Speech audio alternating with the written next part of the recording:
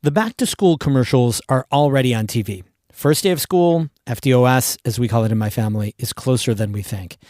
Thousands of parents will be sending their kid to institutional school for the first time, pre-kindergarten, which New York is trying to make universal. But in Watertown, some parents are being told there may not be enough spots for their kid in pre-K, but they're not being told why. That's today's story of the day. Support for Story of the Day comes from Morja Wealth Management, serving the North Country for 3 generations. MorjaWM.com. Securities offered through Hightower Securities, LLC, member FINRA, SIPC. Hightower is an SEC-registered investment advisor. And Kinney Drugs, now offering specialized home medical equipment and supplies. Learn more at KinneyHomeCare.com. Hey, I'm David Sommerstein. It's Tuesday, August 5th. First up, that sky out there, we're not sure if it's cloudy or sunny or what. That is smoke from wildfires in Canada, polluting much of the Northeast. All of the North Country is still under an air quality advisory this afternoon and evening.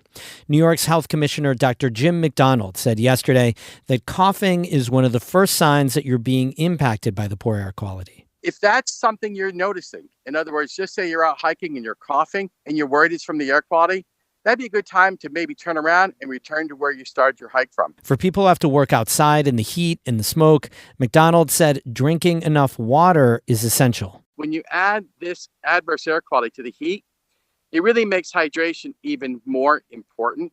In other words, really important to look at, am I staying plenty hydrated here? Because these two can interact together and cause a bit of a challenge for you. McDonald suggests people go to the website airnow.gov for the latest information on local and regional air quality alerts. State environment officials say the poor air quality is likely to last at least until Thursday. A former New York State corrections officer was sentenced to 15 years in prison in connection to the death of an incarcerated person.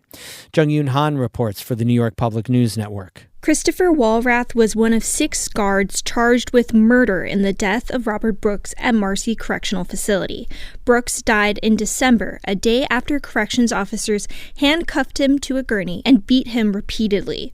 Walrath admitted to officials that he put Brooks in a chokehold and beat him. Prosecutors involved in the investigation said that Brooks did, quote, absolutely nothing to provoke the attack.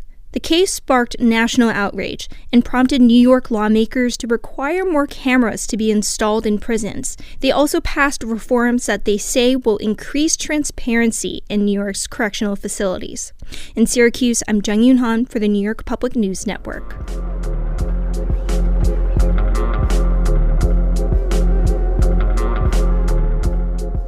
For several years now, New York has been pushing towards universal pre-K, making preschool free and accessible to all 3- and 4-year-olds. But this summer, the Watertown City School District took a step in the opposite direction. They cut dozens of pre-K slots without explanation from community partners willing to provide it. With the school year quickly approaching, many families don't know if their child will be able to attend pre-K or not. Amy Feiereisel has a special report. This summer, Stephanie Davis has been trying to get answers. I personally contacted the pre-K office each and every week. She was hoping her grandson Lorenzo would be able to attend pre-K at Sherman Elementary, where his older sister is. This would be a time saver and a convenience for a single-parent household. We most recently have found out that this may not be a possibility. That's because the school district has proposed cutting at least 6 pre-K classrooms, totaling around 80 spots. Last year, basically every student who wanted pre-K got it. This year, there might be a lottery. Davis was speaking at the district's Board of Education meeting in early July. What happens to the children who don't have a classroom to attend? Do we have to pay for a private preschool education? Davis didn't get answers at that meeting. A month later, and families are still in the dark. That's because the Watertown City School District's Board of Education tabled the vote to approve the district's pre-K plan after Davis and other speakers expressed their dismay that spots were being cut. That begs the question, why are spots being cut at all? This change was never publicly spoken about or proposed in the school budget. NCPR has made repeated requests for interviews and information from the district over the last 3 months. Its only response has been via email to say that because the district is in the process of allocating its pre-K slots, quote, it would be inappropriate to provide any comments at this time, end quote. The community organizations who have run the district's pre-K classrooms for decades were blindsided by the cuts.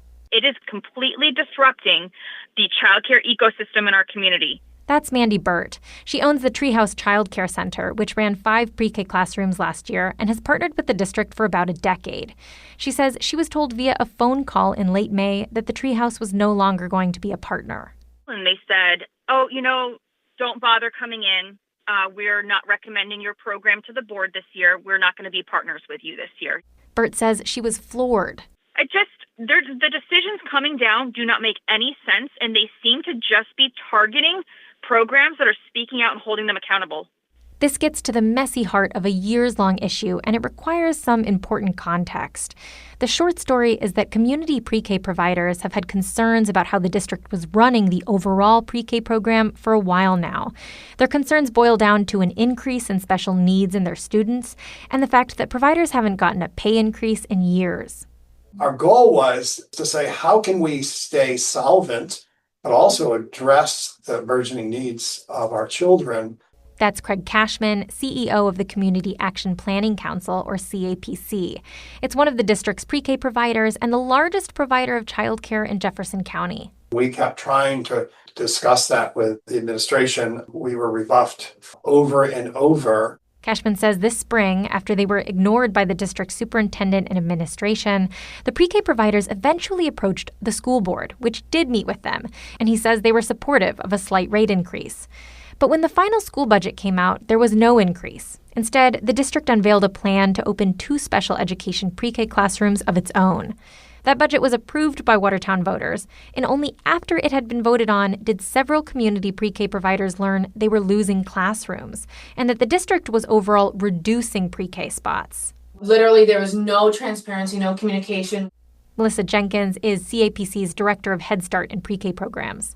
We walked in and were told that we lost 3 classrooms. And were you given, what justification were you given for that? 0. Nothing. There wasn't like, No. We don't have the money. It wasn't, we think it would be better for someone else to do it. No. Nothing. For the pre-K providers, it's hard not to see this as retaliatory. They spoke up, asked for a raise, and were then effectively fired. Millie Smith, a former school board member whose term was up in June, says that's how the public sees it too. She also spoke at the early July meeting. What is the justification other than capricious and retaliatory behavior? That's the optics on this. Smith urged the school board to reject the district's plan. For some reason, there's some notion on the board that we are supposed to protect administration. That's not our job. We're elected officials. We're supposed to speak for our community. After hearing public comment, the school board went into executive session and then voted to table the vote on the pre-K plan. That means nothing is official yet. Now, there's about a month left before the school year starts. Pre-K providers still don't know if they do or don't have classrooms. Parents don't know if their kids do or don't have a spot.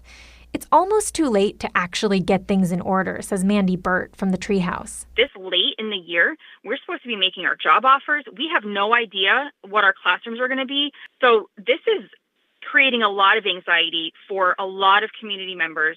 Today is the Watertown City School District's monthly Board of Education meeting, and it's basically the last scheduled time to make a decision. Pre-K providers and some community members have argued that the board should revert back to last year's plan, restoring the eliminated spots, and then start from scratch. Melissa Jenkins from CAPC says more stakeholders need to be at the table. Not only were we as collaborating partners not part of a conversation, parents were not asked what they wanted in the school district. Megan Strader, the mother of a 3-year-old in the district, says the reduced spots and all this uncertainty has families on edge. It felt like almost like a Hunger Games scenario where, there's very limited slots right now and we still don't know where we will end up. She says her family and many others need clarity to plan their lives and their finances. She hopes some will come after today's meeting. Amy Feiereisel, North Country Public Radio.